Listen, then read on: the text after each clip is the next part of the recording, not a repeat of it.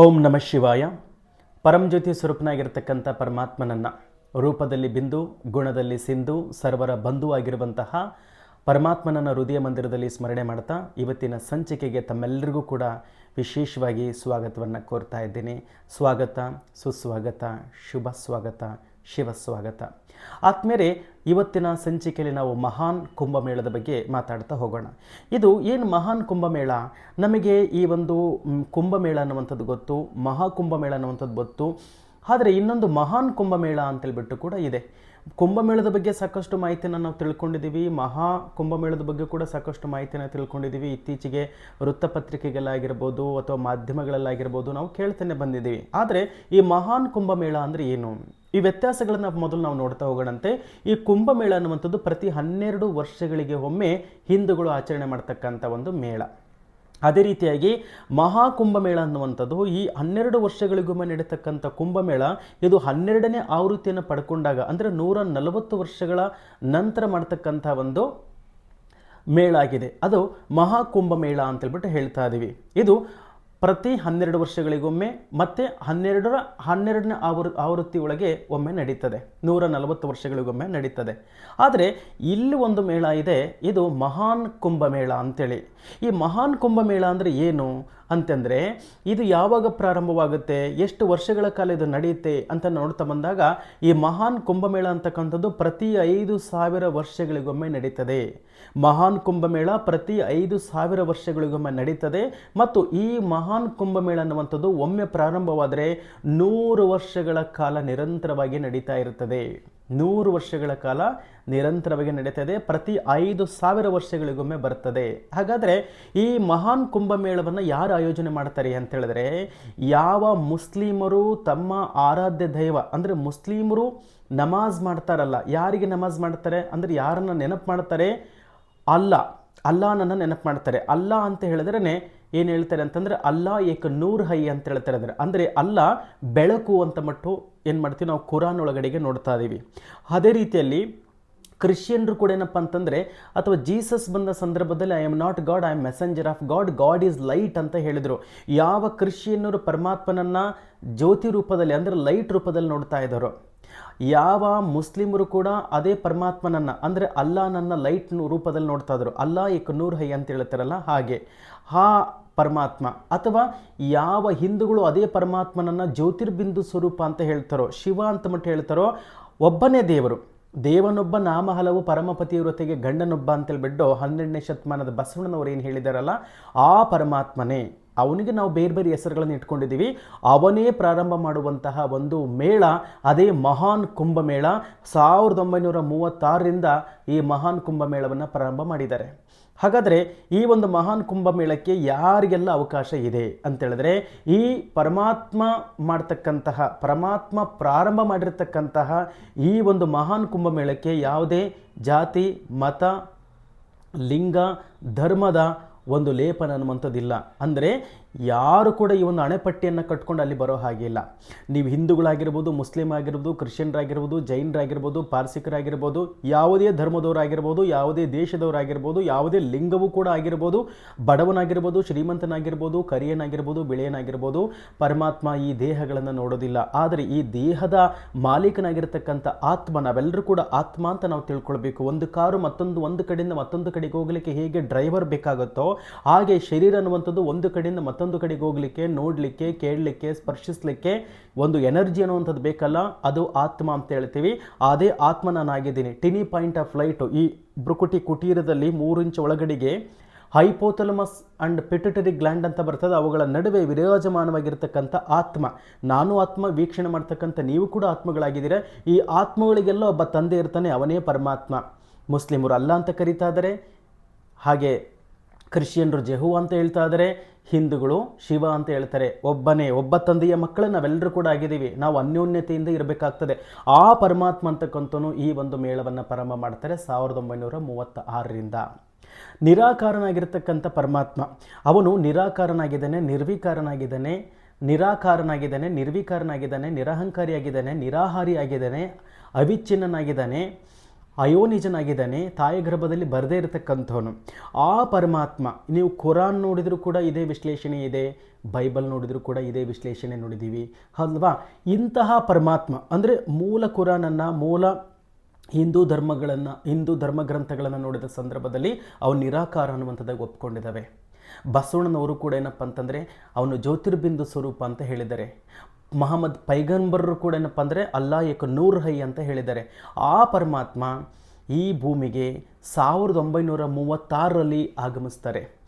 ನಮ್ಮ ಮನೆ ಎಲ್ಲಿದೆ ಅಂತಂದರೆ ನಾವೆಲ್ಲರೂ ಕೂಡ ಸಾಮಾನ್ಯವಾಗಿ ಮೇಲೆ ನೋಡ್ತೀವಿ ಅಲ್ವಾ. ಕ್ರಿಶ್ಚಿಯನ್ರು ಕೂಡ ಪ್ರೇಯರ್ ಮಾಡ್ತಕ್ಕಂಥ ಸಂದರ್ಭದಲ್ಲಿ ಪರಲೋಕದಲ್ಲಿರುವ ನನ್ನ ತಂದೆ ಅಂತ ಹೇಳ್ತಾರೆ. ಹೌದು, ಪರಲೋಕ ಅಂತಂದರೆ ಮೇಲಿನ ಲೋಕದಲ್ಲಿ ಪರಮಾತ್ಮ ಇದ್ದಾನೆ. ನಾವುಗಳು ಕೂಡ ಏನಪ್ಪ ಅಂತಂದರೆ ಮೇಲಿರೋನು ಎಲ್ಲ ನೋಡ್ತಾನೆ ಅಂತ ನಾವು ಹೇಳ್ತಾ ಇದ್ದೀವಿ, ಹೌದಲ್ವಾ.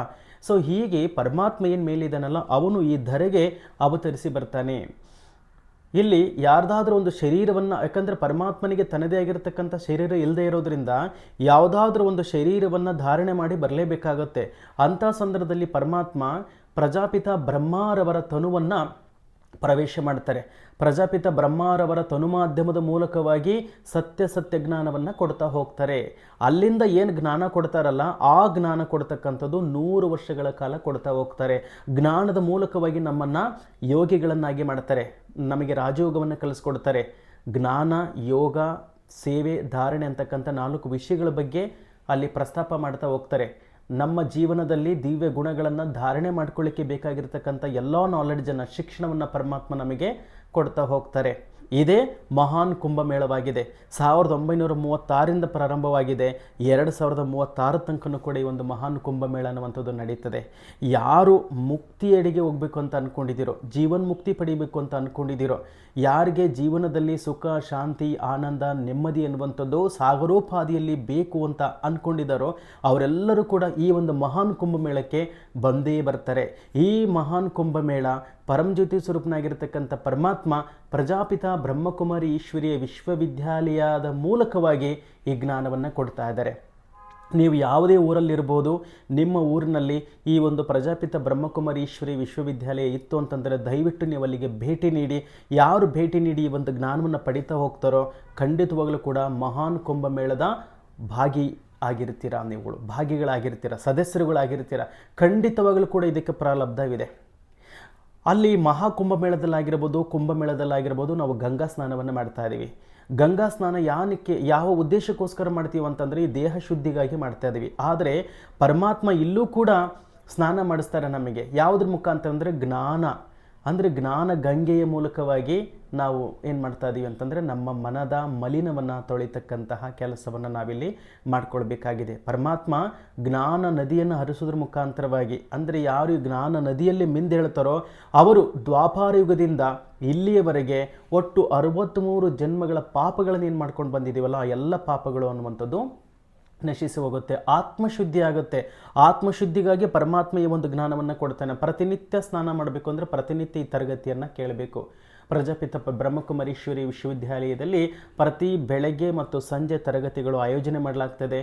ದಯವಿಟ್ಟು ನೀವು ಅಲ್ಲಿಗೆ ಭೇಟಿ ನೀಡಿಬಿಟ್ಟು ಈ ಜ್ಞಾನವನ್ನು ತಿಳ್ಕೊಳ್ಬೇಕಾಗ್ತದೆ. ಇದು ಮೊದಲನೇದಾಗಿ. ಎರಡನೇದಾಗಿ ಏನಪ್ಪ ಅಂದರೆ ಯೋಗವನ್ನು ಕಲಿಸ್ಕೊಡ್ತಾರೆ ಪರಮಾತ್ಮ. ಯಾವ ಯೋಗ ಅಂತಂದರೆ ರಾಜಯೋಗವನ್ನು ಕಲಿಸ್ಕೊಡ್ತಾರೆ. ಇಲ್ಲಿ ಯೋಗ ಅಂತ ಹೇಳಿದ್ರೇ ಕನೆಕ್ಷನ್ ಅಂತೇಳಿ.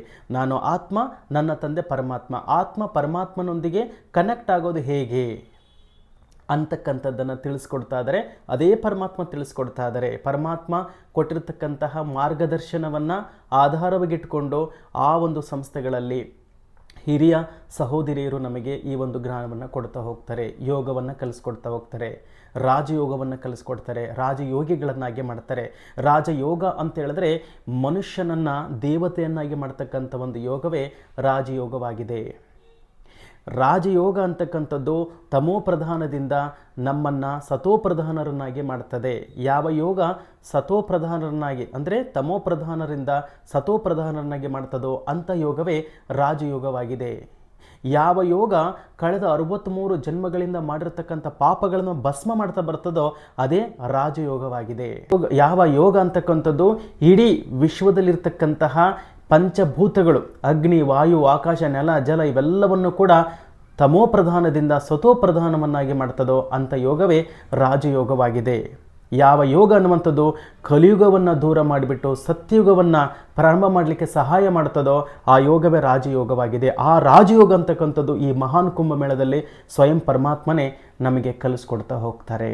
ಹಾಗಾಗಿ ದಯವಿಟ್ಟು ಎಲ್ಲರೂ ಕೂಡ ಈ ಒಂದು ಮಹಾನ್ ಕುಂಭಮೇಳದಲ್ಲಿ ಭಾಗಿಯಾಗಿ ತಮ್ಮ ಎಲ್ಲ ಧರ್ಮಗಳನ್ನು ಮರೆತು, ತಮ್ಮ ಜಾತಿ ಧರ್ಮವೆಲ್ಲವನ್ನು ಕೂಡ ಮರೆತು ಪರಮಾತ್ಮ ಬಂದಿದ್ದಾನೆ, ನಾವು ಅವನ ಬಳಿಗೆ ಹೋಗಬೇಕಾಗಿರ್ತಕ್ಕಂಥ ಕರ್ತವ್ಯ ನಮ್ಮದು. ಯಾಕಂದರೆ ಈ ಮಹಾನ್ ಕುಂಭಮೇಳ 1936ರಿಂದ 2036 ಕೇವಲ 100 ವರ್ಷಗಳ ಕಾಲ ನಡೀತದೆ. ಹಾಗಾಗಿ ಸತ್ಯಯುಗದ ಆದಿಯಲ್ಲಿ ಕಲಿಯುಗದ ಅಂತ್ಯದಲ್ಲಿ ಬರ್ತಕ್ಕಂಥ ಈ ಒಂದು ಸಮಯ ಇದೆಯಲ್ಲ, ಬಹಳ ಕಡಿಮೆ ಸಮಯ ಇದೆಯಲ್ಲ, ಇದನ್ನು ಪುರುಷೋತ್ತಮ ಕಲ್ಯಾಣಕಾರಿ ಸಂಗಮಯುಗ ಅಂತಕ್ಕಂಥದ್ದಾಗಿ ಕರೀತಾರೆ.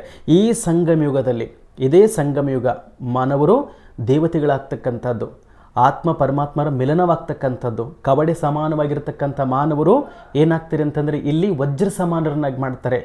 ಈ ಒಂದು ಜ್ಞಾನ ಎಲ್ಲರಿಗೂ ಕೂಡ ಅವಶ್ಯಕವಾಗಿ ಇಂದಿನ ದಿನಮಾನದಲ್ಲಿ ಬೇಕಾಗಿದೆ. ಇನ್ನು 12 ವರ್ಷ ಮುಂದಿನ ದಿನಮಾನಗಳಲ್ಲಿ ನೀವೆಲ್ಲರೂ ಕೂಡ ನೋಡ್ತಾ ಇದ್ದರೆ ಇಡೀ ವಿಶ್ವದಲ್ಲಿ ಯಾವ ರೀತಿಯಾಗಿ ಅಗ್ನಿ, ವಾಯು, ಆಕಾಶ, ನೆಲ, ಜಲ ಇವೆಲ್ಲವೂ ಕೂಡ ರೌದ್ರ ನರ್ತನವನ್ನು ಮಾಡ್ತಾ ಇದ್ದಾವೆ. ಅಂತಂದರೆ ವಿನಾಶ ಅನ್ನುವಂಥದ್ದು ಕಟ್ಟಿಟ್ಟ ಬುತ್ತಿ ಇಲ್ಲಿ. ಹಾಗಾಗಿ ವಿನಾಶ ಆಗುತ್ತೆ ಅಂತ ನಾವು ಭಯ ಪಡ್ತಕ್ಕಂಥದ್ದು ಬೇಡ. ಬಹಳಷ್ಟು ಇನ್ನೊಂದು ಗುಡ್ ನ್ಯೂಸ್ ಏನಪ್ಪ ಅಂತಂದರೆ ಈ ವಿನಾಶದ ನಂತರ ಏನಪ್ಪ ಅಂದರೆ ಇಲ್ಲಿ ಸ್ವರ್ಗ ಸ್ಥಾಪನೆ ಆಗ್ತಾ ಇದೆ. ಯಾರು ಮಹಾನ್ ಕುಂಭಮೇಳದಲ್ಲಿ ಭಾಗಿಯಾಗಿಬಿಟ್ಟು ಪರಮಾತ್ಮನ ಜ್ಞಾನವನ್ನು ಕೇಳಿಬಿಟ್ಟು ದಿವ್ಯ ಗುಣಗಳ ಧಾರಣೆಯನ್ನು ಮಾಡ್ಕೊಳ್ತಾ ಹೋಗ್ತಾರೋ, ಅನ್ಯರಿಗೆ ಜ್ಞಾನವನ್ನು ತಿಳಿಸ್ತಾ ಹೋಗ್ತಾರೋ, ಅವನ ಮಾರ್ಗದರ್ಶನದಂತೆ ಪ್ರತಿನಿತ್ಯ ನಡ್ಕೊಂಡು ಹೋಗ್ತಾರೋ ಅವರೆಲ್ಲರೂ ಕೂಡ ಈ ಒಂದು ಸತ್ಯುಗ ಅಂದರೆ ಮುಂದೆ ಬರತಕ್ಕಂಥ ಸ್ವರ್ಣಿಮ ಯುಗದಲ್ಲಿ ಅವ್ರಿಗೂ ಕೂಡ ಒಂದು ಸ್ಥಾನ ಖಾಲಿ ಇದ್ದೇ ಇರ್ತದೆ.